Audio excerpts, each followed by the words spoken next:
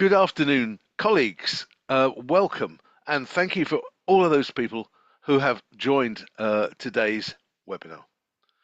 We are today looking at Child First Effective Partnership Practice.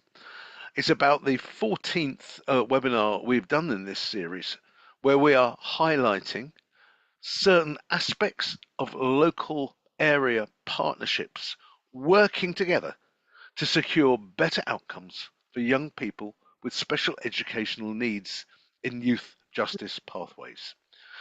We began this work in 2016 in partnership with the Association of Youth Offending Team Managers. And I have to say, it's been a remarkably successful framework and set of evaluation activities. We've now engaged with over 70 youth offending services. We have Wakefield getting a redesignation this week. We now are engaging with Newcastle and Oxfordshire. The programme continues to grow. But this is an exciting diversion, if you like. We are presenting today a new route, or an established route in some areas, for young people who happen to be in a youth justice pathway who need a successful employment outcome. I am absolutely privileged to be on the NDTi steering group for a project called Internships Work. Supported internships have been around for some time, but in the past couple of years, NDTi are coordinating a huge amount of work across the country to improve the pathway for young people into employment. And this is an exciting development because today we are going to hear from NDTi about the possibilities of young people who might not have an EHCP but have without doubt complex needs, being able to access this exciting pathway. What we would like you to do is, if you are a youth justice lead, share it and contact your SEND representative who is running this pathway, bind it together. And if you happen to be a SEND pathway manager within this program, please get in touch with your local area youth offending team service. Now, the way this works is that we have disabled the ability for you to, if you like, present or speak as a delegate. But we do have on the toolbar the chat function, and I'll leave a little hello in there in a moment. And we also have a Q&A function. So if you have a specific question, please put it down there, and I will invite our presenters to address those questions as we begin. We've also got closed captioning for anyone who would wish to hear and see what is being heard. We're not being rude, but when the webinar stops, everyone will be ejected. So we've got a nice clean recording, which we will share with everyone on our database. So now I'm going to welcome our two speakers today. I'm going to welcome Kieran and Julie, and we really hope that you get the best from today's experience. And right at the end of today, I noticed Phil from AYM, Phil Sutton's joined. I'd love him to do a little bookend. Phil has said his camera's playing up, but he has said hello, so we'll ask him to speak at a later date. But over now, please, to Kieran and to Julie from NDTi, who are going to share their knowledge and their experience about the Internship Works program and how it can be opened up for young people who happen to be in youth justice pathways. Thanks, guys. Over to you. Thanks, Marius. Thanks, Marius. So again, thanks, Marius, for the opportunity to speak to you all today around the program. So I'll be presenting myself, Kieran, who is the program manager for Internships Work, alongside my colleague Julie, who is the Children and Young People lead for NDTi. And I thought I'll just start off the presentation with a quote from a recent report from Child of the North which says recent government data demonstrates that 80% of children in a youth justice service are identified as having SEND. Most of these children will not have been identified as having SEND until they enter the justice system. I know we all know this, but just to kind of put that out there as a kind of the key reason behind us being here today. And I think the part that Marriage mentioned around young people without education, health and care plans is the key link that we're trying to make today in terms of the opportunities that are available in certain local areas currently. So we'll start in a moment, and Julie will run over what are supported internships and link that to some of the preparing for adult outcomes as well. We'll run through what the Support Internships Work program is as a whole, and also some information around the pilot program for young people without education, health and care plans. And then there'll be a space for discussion at the end.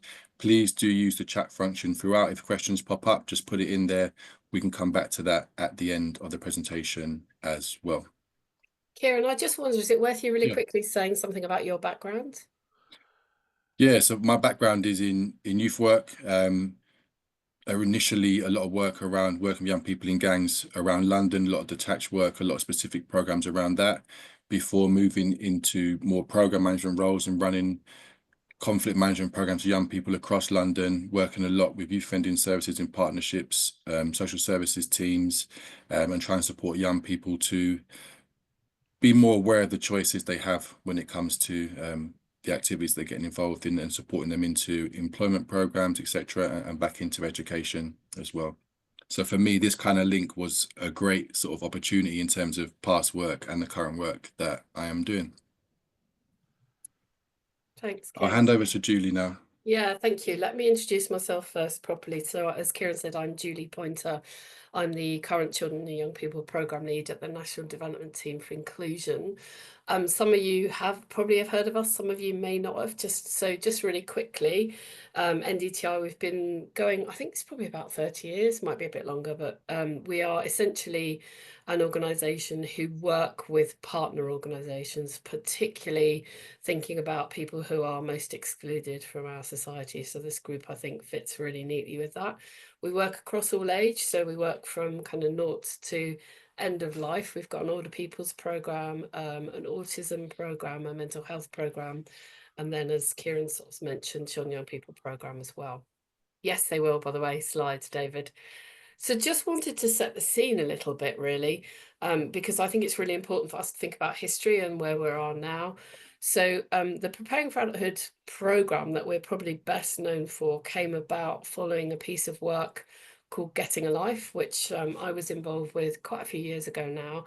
But we spent a fair bit of time working with I think it was about 300 families across the country.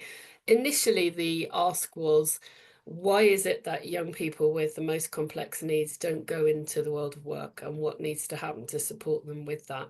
And then, not surprisingly, through those discussions, I think we weren't surprised. We found out from young people that actually employment's really important, but what is equally important to them is around being independent, independent living, being part of their communities, having friends, relationships, and then having good health. So, you know, those kind of became the pillars, if you like, of preparing for adulthood, and are now the preparing for adulthood outcomes that sit in the legislation. And then along the left side, you can see those 5 key messages that I think are really important. So I probably would flip them. I think I'd start now with raising aspirations. I think a lot of the young people that we work with have quite negative experiences and don't necessarily have quite strong aspirations for their futures. So raising aspirations are really important. That personalized approach, so making sure that whatever we do is kind of starting where young people are at, and they're all at very different places in their lives. That shared vision, so partnership working and having that shared vision, excuse me, again, really important. Having really strong post-16 options, and that's part of the supported internships program, actually, is about making sure there's really good post-16 options for young people. And then again, kind of fitting with a shared vision, planning those services together. So those were the key messages. It's been around quite a long time now, that graphic, but I go back to it quite a lot because it reminds me of what's important actually and how we can make things work for young people. Thanks, Kieran.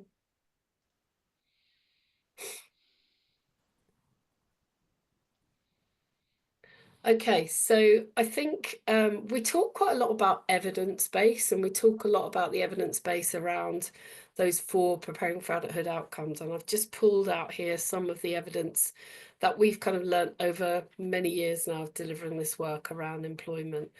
So the top one is around those kind of role models. So we know that when we've got adults, disabled adults who are working in our sectors, that provides a really positive role model for young people.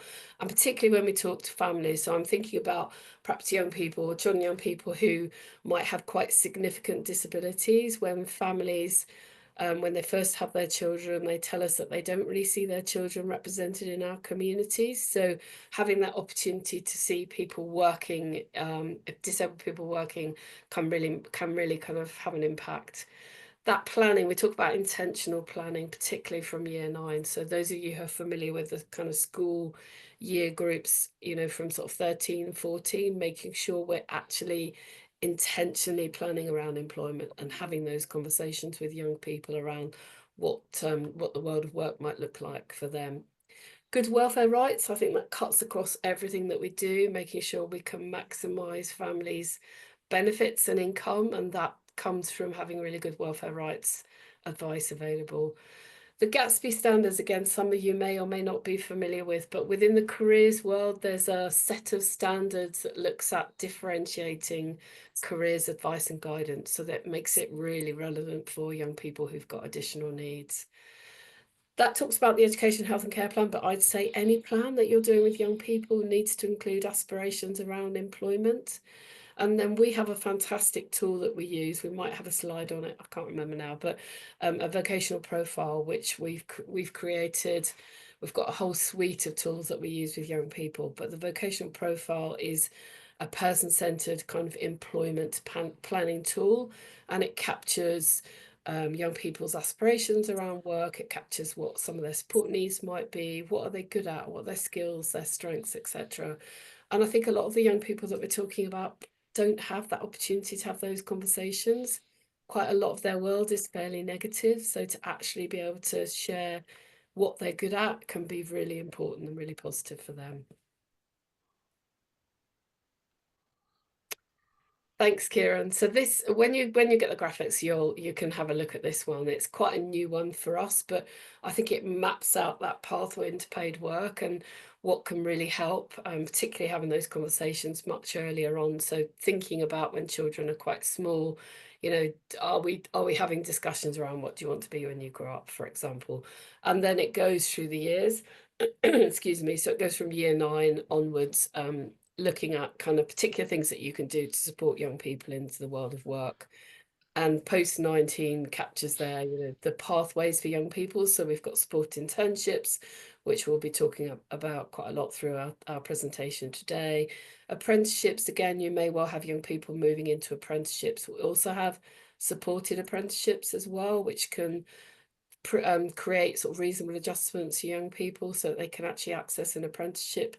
And then supported employment, which is the sort of layer that covers all of the pathways for young people. So making sure that that support continues, particularly once they enter the world of work. Okay, is it you or me now? I think it might be you. Or do you want me to? Two for you, I think. Yeah, and I'll jump on from Internships Work. Okay, cool. So again, you may or may not be familiar with supported internships. As Mary said, it's been around quite a while. It came about, in fact, it was brought over to this country from America initially. And DFM Project Search, who are one of the partners that work with us on the Internships Work programme, were instrumental in getting supported internships set up in this country, along with NDTi, actually. Essentially, it's a study programme, so you will know that every young person, regardless of whether they've got additional needs or not, from 16 will be on a study programme.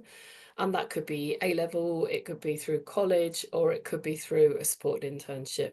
But supported internships, particularly for young people currently who have an education, health and care plan. Kieran will say a bit more about the pilot that we're doing for those that don't have plans. It's a partnership, and that's really important. It's a partnership between the education provider, normally a college, an employer and a job coach.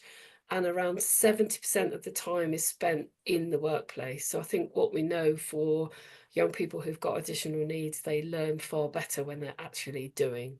So being in the workplace and learning about the rules of work, learning about, what they need to do, how they need to behave in a work environment, gives them an opportunity to really test out what it's like to be working. Lasts between 6 months and a year. And I think someone's having trouble with sound. They might need to come out and in again. Lasts between 6 months and a year and should lead to paid work. So the partnership is really important. And it's really important that the employer thinks about what work opportunities there'll be beyond the life of the supported internship. We get asked often a question of what happens if somebody gets a job halfway through their supported internship. What if the employer says, actually, I can take you on now? We would say happy days, let's celebrate, because at the end of the day, we want to get them into the world of work. And if that happens before the end of the year, then that's fantastic. I don't think that's an issue. Okay, I think I have probably covered some of this around the evidence for success. So I think this is just a repetition of my previous slide. So disabled adults providing good role models, planning, really important.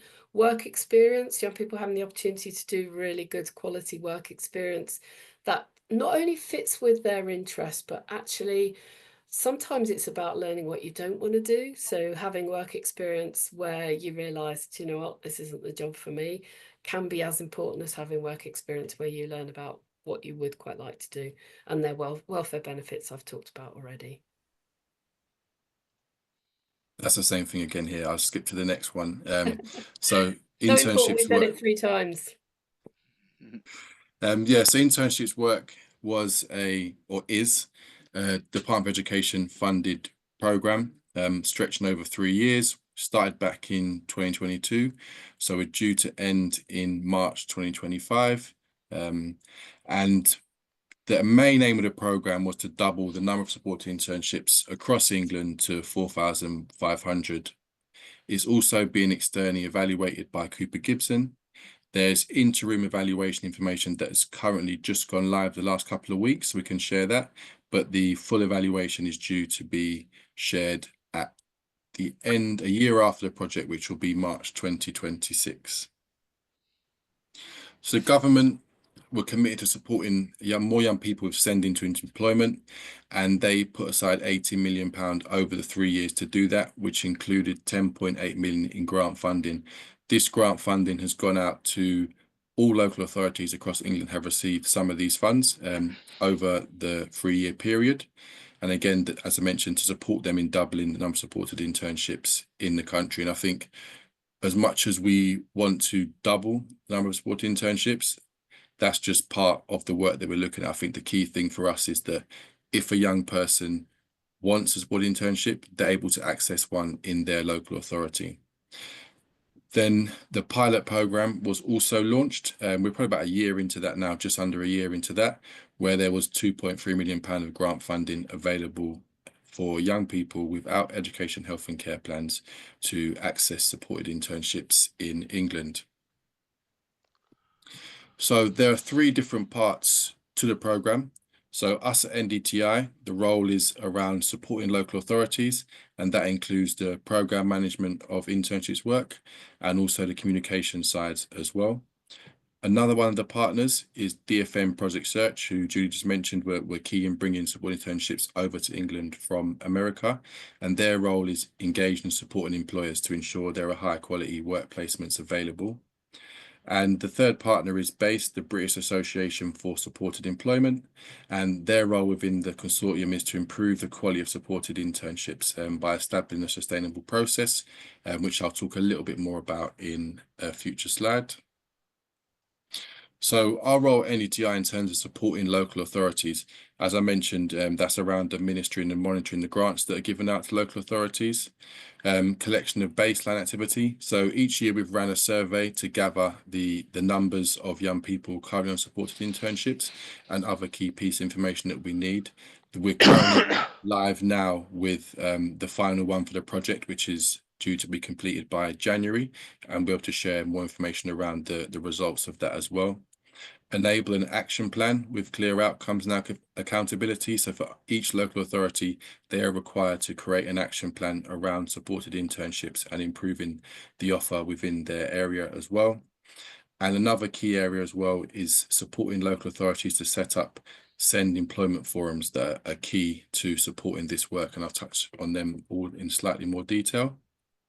So in terms of the action plans, this has been created with support from the regional leads. We also carry out regional network meetings as well, and through the SEND employment forum. So these are all the pieces together that have supported the action plan to be created. Within the action plans, key parts of it is data.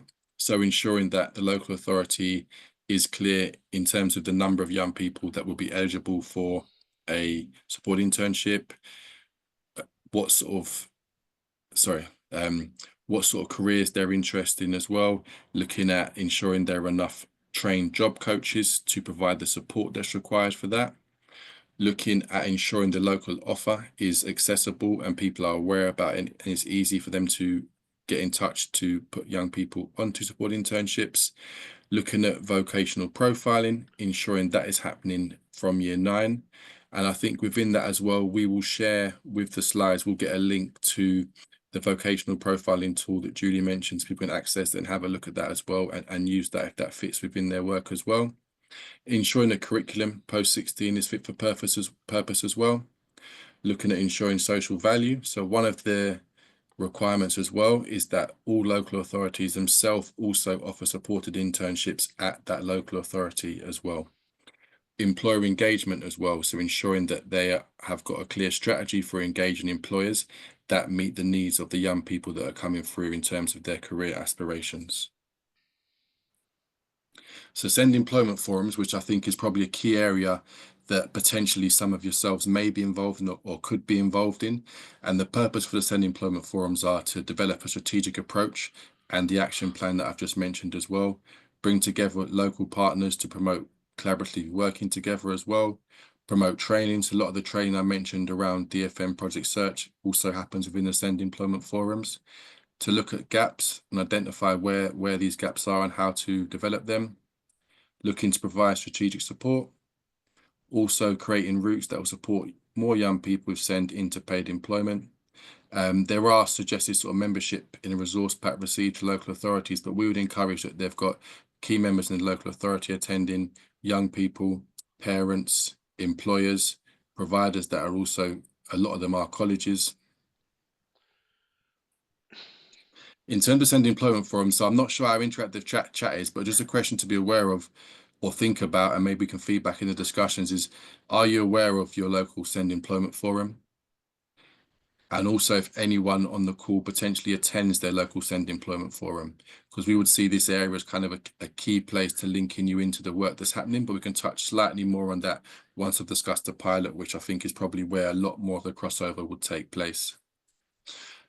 So just a little bit on the supporting employers work that's done by DFM Project Search. So a lot of that is around engaging new employers, providing training to all SEND employment forums, and the training that's provided is about supporting those local authorities to have the skill sets to go out and engage employers to provide supported internships, which is a big task. And with the training that's provided by DFM Project Search, that will support them in having that confidence and skill set to be able to go and do that. They've also been training employer ambassadors, who are people who will be advocating for the importance of supported internships within their local communities and areas. Support local teams to offer high quality supported internships models.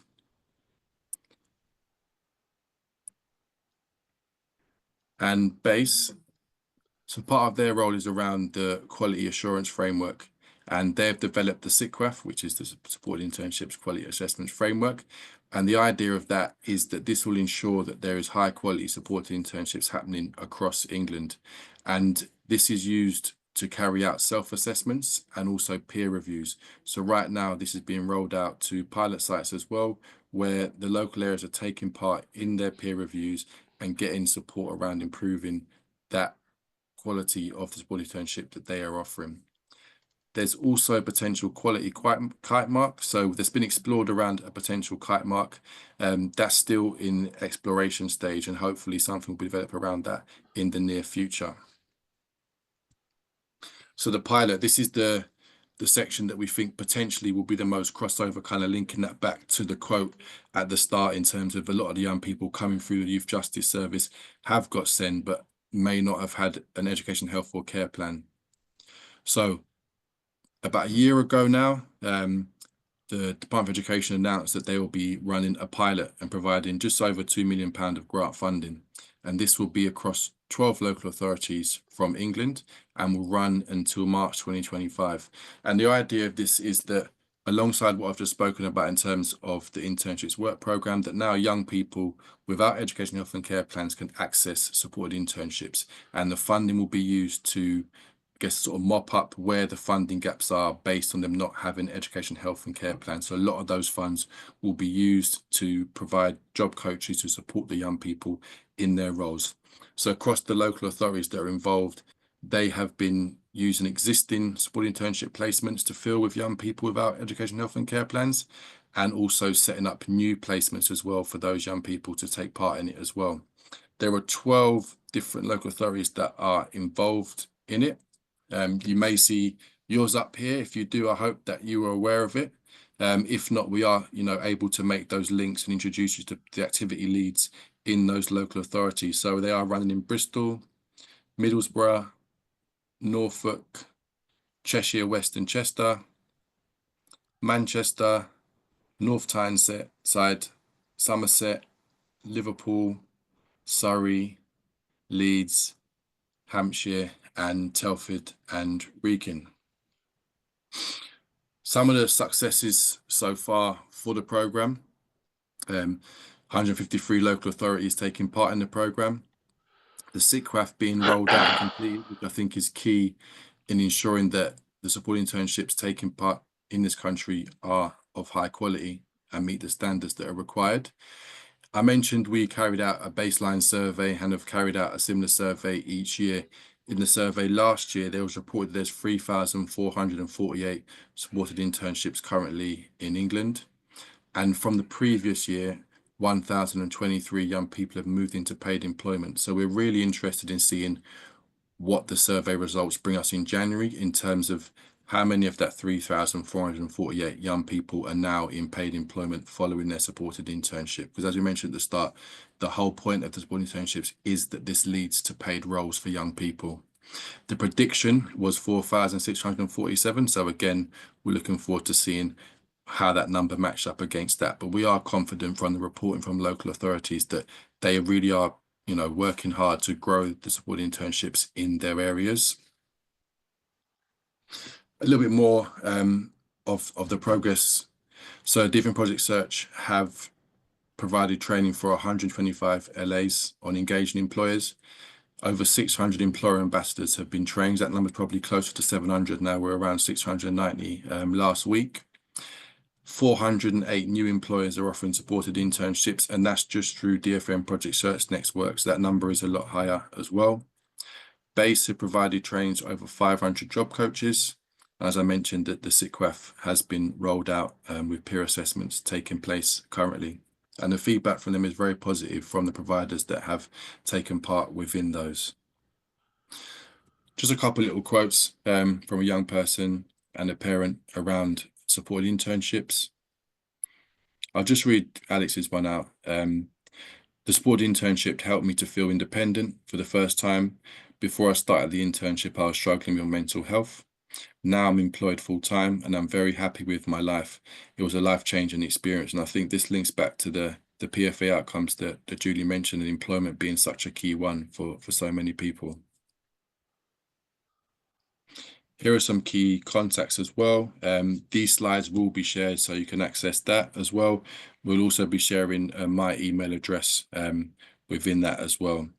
So I think I will stop sharing before going into the discussions. But I think the key sort of point that we want to get across was that, there's a pilot available in those specific sites for young people without education, health and care plans.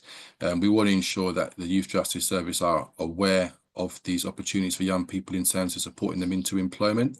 And we're also here to support you in making those links within your local authority as well, to get you involved in potential to send employment forums, to have your voice on there as well, to ensure that those young people with SEND that are also at the Youth Justice Service are advocated for in that space as well, and that local authorities are thinking about the types of employers that will support them into employment as well, and having their thought process as well on their minds when looking at it.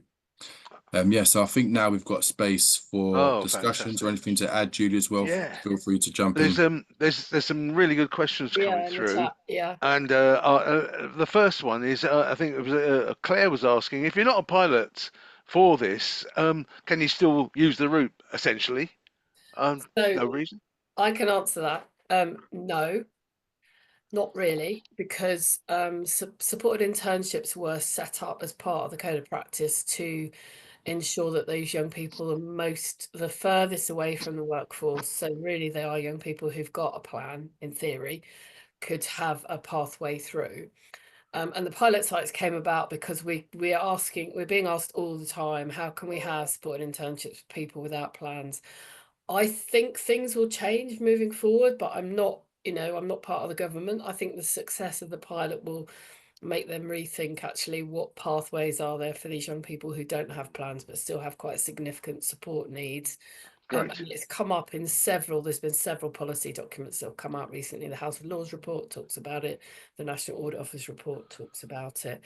So there's no reason why you can't run a study program with work experience leading to employment, which would kind of be the equivalent of a supported internship. But what you can't do is draw down access to work funding, Yeah. which I is why suppose if the young person has an EHCP and yes, is in then the they're youth absolutely justice no problem. pathway, Yeah, then there's absolutely no problem yeah. to access this route. No, absolutely no problem. Uh, And the that's reason why the wonderful. pilot sites got some additional funding was to kind of fill some of those gaps, really, particularly around access to work and money. We haven't Yeah, mentioned access to work, but access to work funding is there for young people with a disability to yeah. support them in the workplace. So there is a Two specific colleagues element. have got their hands up. Who are, oh, we can't come to you to ask the question. So please use the Q&A function or the chat function to leave your comments. Phil, can I go over to you? Phil Sutton's here to represent AYM, Association of Youth Offending Team Managers. Over to you, Phil.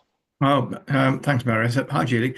I was just going to comment on that last point, really. When we made contact with the 12 pilot sites that you described earlier, the key thing seemed to be, oh, we really must get engaged in these in the Send Employment Forum because we don't really know about it, and we haven't been invited. And they kind of went out of the way to make sure that they were known and got invited and got involved. And I wonder whether, even for non-pilot sites, making yourself known to your local employment forum might be just a way of getting a foot in the door, getting started, so that if, as we hope, things change next year and the pilots become the work of the pilots becomes rolled out, at least faces are known and networks have been established. What do you think? Definitely, I'd agree. That makes a lot of sense. And there will still be young people with EHCPs that are a part of the Youth Justice Service as well that can access the supported internships as well. Just going through the chat, and I think great to see there are people in here that are part Already of linked or in. setting up the Self Employment Forums themselves. So great. Yeah. And if you do have the Youth Justice Service in your Self Employment Forum, that'd be great to kind of just put that in the chat and let us know how that's working as well. No, I think just to add to Kieran's point about the forums, our ambition for the forums was always that they were broad. And although the funding is around supported internships, we wanted the forums to actually include care leavers, for example, young offenders, so that local authorities are having a strategic look at their employment pathways for all their young people. brilliant. There's an interesting one from Essex. Jethro, welcome, Jethro. What happens when an EHCP has ceased? As this is a big issue with our young people in Essex. So we all know that there's certain reasons why EHCPs are ceased, and quite often it's because the child, perhaps due to their disadvantage, due to their turbulence, has not engaged post 16. So how, Julie, how would that work? Yeah, hi Jethro. I think it's the Jethro we Yeah, know. it's certainly. Yeah, I mean, I think there's a couple of things for me there. One would be to check out whether you've got a supported employment service locally that might be able to support young people into work. Obviously, you've got your Job Centre Plus as well, and they have disability advisors there. I suppose the other thing I would say is if they're under 25, it might be worth seeing if there's any chance you could get a plan reissued, just a light touch plan that would put them on a supported internship pathway. That has happened in some areas where they've just taken a bit of a pragmatic approach and created a plan just for that reason. So those would be my suggestions. Depends on the age, I would say, as well. Yeah, and Claire's got an interesting one. Basically, they are doing the right thing by changing this funding model. Schools can access funding without an EHCP. But of course, if then they haven't got an EHCP when they access an SI program, that could be an issue. But can you see a time or a local agreements where where we can overcome problems like that, Julie? Yeah, I think so. I mean, I think if you look at the percentage of plans across the country, it does vary quite significantly. You know, there's some, I can think of a couple of London boroughs where the numbers are Yeah. quite low because they've had a fairly good sort of differentiated approach with schools, and they've devolved budgets to schools so that they've been able to able to do things a lot more creatively. So hopefully moving forward, I mean, I suppose it goes back to my original point is that a supported internship is a study program. So there's no reason why you can't do a study program without a plan. You'd have to be creative around how you draw down the funding because, of course, you can't get hold of access to work money, and Yes. you wouldn't necessarily be able to get hold of funding that comes with an education, health, and care plan as well. Yeah. But that is essentially what it is. It's a study program. Just to add as well, Yeah. Carry on. obviously for Essex, I know it's not a pilot site, but I think as well, waiting to see what the outcomes of the pilot are as well, and seeing how that could potentially look at what would be the next step around that as well in terms of accessing young people with SEND that do not have education, health and care plan, could be an important part in addressing what you're talking about, Claire. Yeah. I think Tamar has raised an issue, and we know how tight things are, which is, we know EHCP sometimes need to be reviewed, certainly with young people post 16, certainly those coming near service cliff edges, if they happen to be a child in care as well. But there's pushback. And we realise why that pushback. We're in the real world here, and the pushback is really about the fact that there's an estimate that local authorities nationally are 3.9 billion pounds overspent on their additional needs budgets at the moment. And the question is, can a placement still go ahead, using the plan and the program? Um, f- uh, my feeling is this is about local relationships, local pathways, and local solutions to local issues.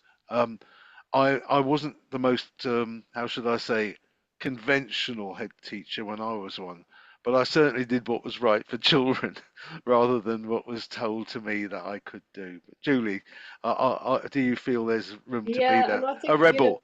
we've got some interesting education providers, haven't we, Kieran? It's not always a straightforward FE provider. You know, there's some examples of quite Yes, different providers that work better for young people. So again, yes. it is about being creative.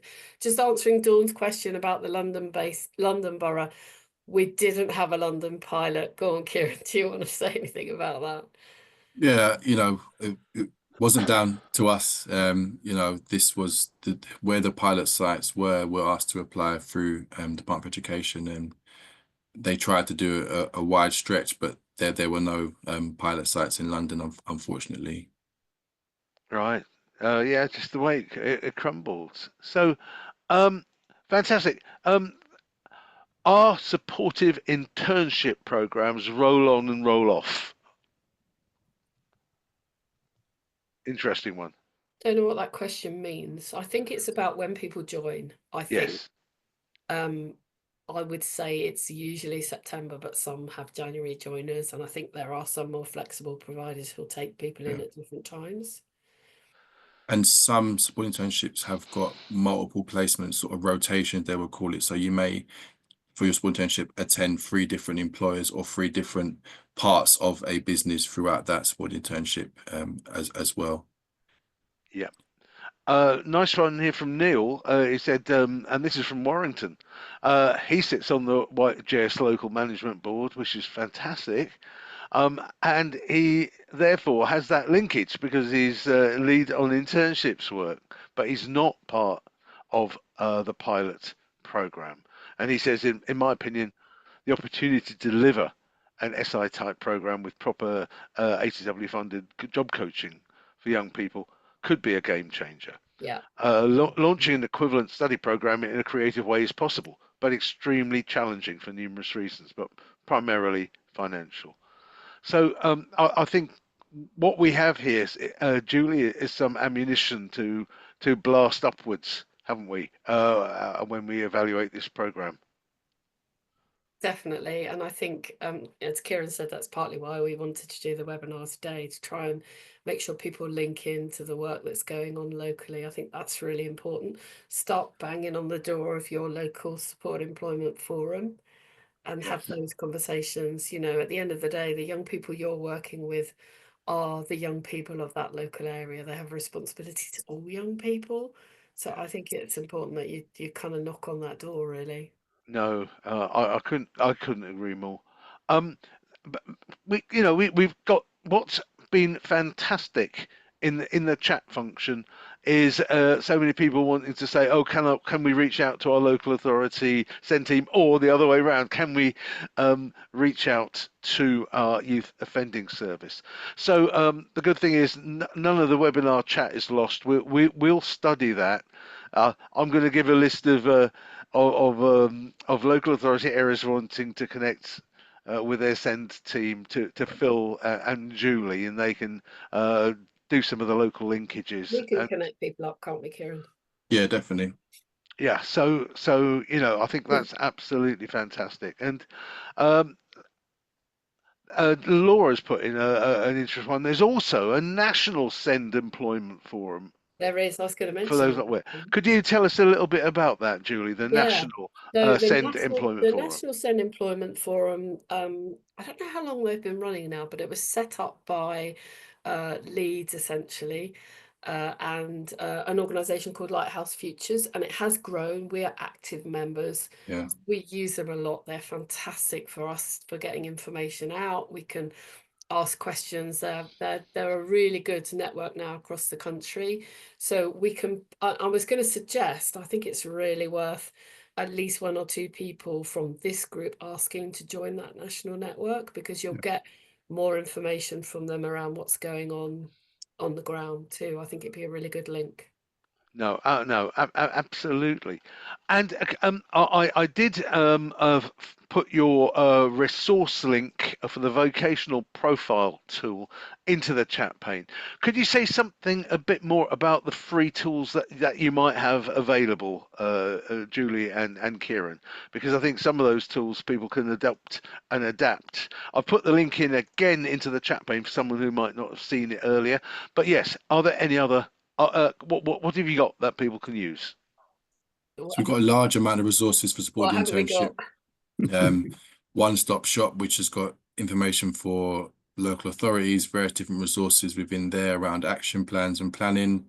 We've even got to the point of MOUs for local authorities to use to ensure that providers are carrying out the SITCRAFT quality assessment framework as well, if they're going to be delivering support internships in the area. So what we can do as well is share the link to that website, and there's a whole host of resources on there as well for you to access. Could you, while I'm talking, put that link into the chat pane? Rebecca's done it already. She's run Oh, it's there already. Is Oh, it? That's the well one, done, is it? Rebev. Oh, thanks, that's Rebev. wonderful. Oh, that's wonderful. Thank you so much. There was sorry, Maris, there was a question from somebody about if someone leaves, hang on, where's it gone? If someone leaves or if they don't get employment at the end of their support internship, here we go. If they're on a support internship and they don't get employment, they cannot return to FE. That's an interesting one. I think it's Dawn. There is one local authority where we're working where they actually have a kind of safety net approach. So if young people don't gain employment, they do take them back at college and kind of pop them onto a post-supported internship program, or onto another supported internship program, or onto a supported apprenticeship. So I think it depends on your local provider, and it's worth kind of asking that question really where you are locally. Yeah, yeah. I think, you know what, I think today has been quite an eye-opener, because what we've found from the chat function and also from the comments that have been made, there's a real will to work together. And as usual, because people are working so hard, they don't sometimes look laterally. They don't look laterally to the teams that could support. Now, we know the program ends in March, and I know, Kieran and Julie, we have got an opportunity to pressurise a new government to continue with this program. Um, I know you can't take a bet now on whether it will carry on or not, but I think from my perspective, one of the most important things is that those local links are made, irrespective of whether the program continues or not. Yeah. And also for me, and I think for Phil, as we're both in that game, it is about saying it's got to be done on, I suppose, contextual vulnerability, not just whether a young person is an EHCP or not. Because the experience of youth offending services is that young people are still coming to a youth justice pathway with high level needs that have not been identified Yeah. or supported. That's because the young person's been out of school, there hasn't been a graduated response, they've gone down the behaviour silo rather than the send silo, and they've been permanently excluded before the support's been put on. So, you know, one of the strengths of the framework that we devised is, what do you do about a young person with high level needs that has not got a funded EHCP? And in so many areas, there's creative solutions, and I feel this is one of them. So what I think we need to do is pressurize people to open up that pathway. And Julie. actually, Maris, if you think back to when the code first came about, I remember we were quite involved at the time around young offenders, and the code of practice didn't include young offenders. So if a young person went into an institution, their plan ceased. Now, Yes. that isn't the case anymore. So if somebody has a plan and they go into a young offenders institution, that plan has to continue. Yes. And there needs to be a review before they leave that institution, which should be looking at employment as part of that exit as well. Lovely. Abigail left a comment saying that, you know, what they do is, if they haven't got a job offer after an SI, they're liaising with and referring to the supported employment teams. They can get further support. That's wonderful. Chloe has said we have a Send Employment Forum in Central Bedfordshire, and I think, you know, they're looking at how the whole of Bedford and Bedfordshire can access this. And I think the vocational profile they mentioned in January is very exciting too. We've come really to the end of our time. Phil, do you want to say something on behalf of AYM on this one, please? Phil, over to you. Oh, okay. Thanks, Maris. Thanks to Kira and Julie, who introduced themselves to us earlier in the year, and made us aware of the pilot with the 12 sites. So AYM obviously has a national profile as the Association for Managers and Leaders in Youth Justice Services. We got on it straight away and contacted the 12 heads of youth justice services in those areas and said, do you know about this? Are you involved? What are you going to do? And mixed response came back. One or two knew about it and had, but most of them said, oh no, but we really would like to start getting involved with the employment forum and finding out how this can help children and young people in our area. So I think we helped to make a really good link, and I'd like to go back to them you know, around the time of the end of the pilot and say, you know, what did you learn from it? How useful was it? And what lessons from the perspective of people who work in the youth justice system would you want to go forward into what we hope for, which would be a national rollout?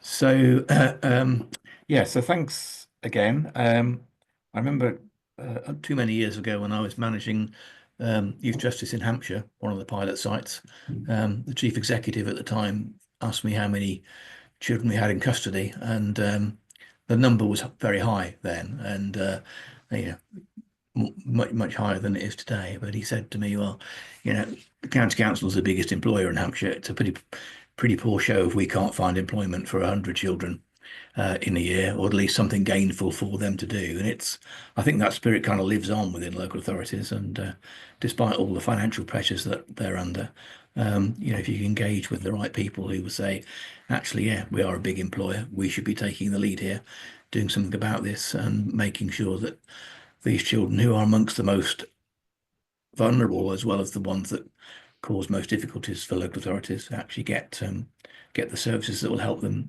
build their lives. Absolutely. Good. So thanks. And I'm following all the stuff in the chat. It's great to see people being linked up already, and hopefully you can carry on doing that through this. Absolutely. Thanks, Marius. And from my angle, for those that don't know, Microlink is a company that for the last 30 years has been at the forefront of workplace adjustments, working with major employers, corporates, so that the adjustments are made for any person with a disability or long-term illness gets the right support in the workplace to succeed. And that's one of the reasons why we are absolutely dedicated to this work, you know, creating, if we like, pathways of opportunity from the classroom to the boardroom for anyone who might have a barrier to learning and living. And it is just wonderful to be able to bring colleagues from NDTi and AYM together under the same banner. So, Julie, do you want to close off, and Kieran, from your perspective, please? Go on, Kieran, you can do it. No, I think, yeah, just thank you all for attending, and great to see the links being made in the chat. And we will follow up with those questions within there and share our contact details to make those links within those Send Employment forums and to those activity leads leading on the internships work. And we will keep you updated on any progress of more work that may continue in the future around this as well. Fantastic. And I think Rabab has put the link in. Actually, I've forgotten, Rabab, we've got an email. Of course we have. We've got an Internships Work email. So if anyone's got any further questions or any linking that we need to do, we'll pick up from the chat as well. But absolutely. And when we put out a recording of this to everyone who's registered for it, we'll add Julie's link, and we will also put in as much information as possible. So everyone, this is one of the most well-attended webinars we've had in the series, which shows the excitement and also the commitment of parties to these young people. Delighted. Thank you so much. Now, thanks, Sally. You're welcome. when the webinar stops, you'll be ejected. So please don't feel miffed about that. We will get the recording and the information to you as soon as possible. The next one we're running on the 15th of January is also a really quite exciting one. We are looking at some research work done at Loughborough University, and supported by Aberystwyth University and funded by the Nuffield Foundation, looking at how collaborative decision-making impacts on youth justice services. So what can be more child first about trying to secure, if you like, the child's voice in the process? So we look forward to that one on the 15th of January. Compliments of the season to everyone. Thank you very much for attending, and have a good day. Cheers. Thank you. Thanks, Marius. Thanks, Phil.